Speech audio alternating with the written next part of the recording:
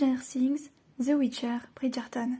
À chaque fois, le même scénario, une saison annoncée, mais divisée en deux parties, séparées par plusieurs semaines. Et pourtant, le tournage est terminé, le montage aussi. Alors pourquoi Netflix nous fait attendre?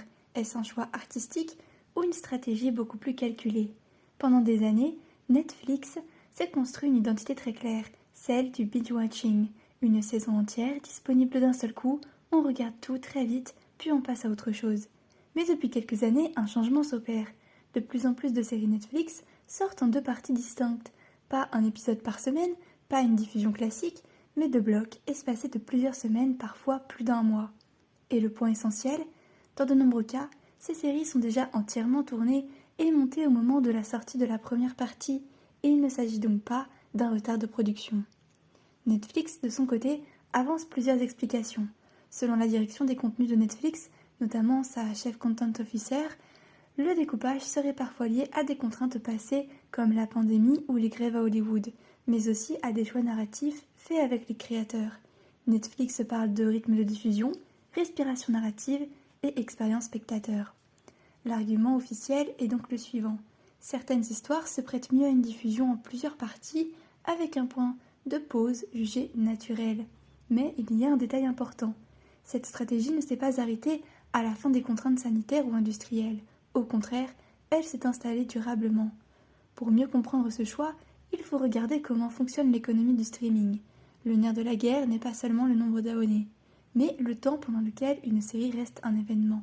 Problème du binge-watching. Une saison regardée en un week-end génère énormément d'attention, mais pendant très peu de temps. En divisant une saison en deux, la série devient tendance deux fois, la couverture médiatique est relancée, les discussions sur les réseaux repartent. Netflix transforme une saison en deux événements culturels distincts. C'est la partie la plus sensible et la moins avouée. Netflix ne communique pas publiquement sur l'impact exact de ce modèle sur les abonnements, mais pour les analystes du secteur, la logique est claire. Si tout sort d'un coup, certains abonnés regardent tout, puis résilient.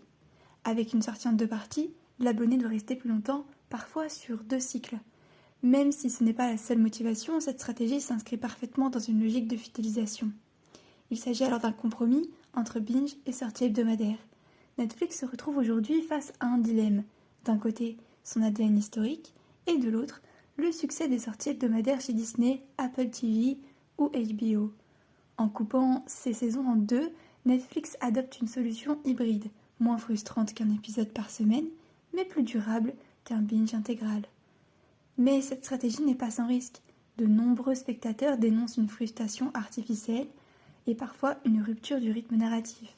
Résultat, critiques sur les réseaux, sentiment d'une décision avant tout commerciale, le public n'est pas dupe, et plus Netflix répète ce modèle, plus il est perçu comme un calcul assumé.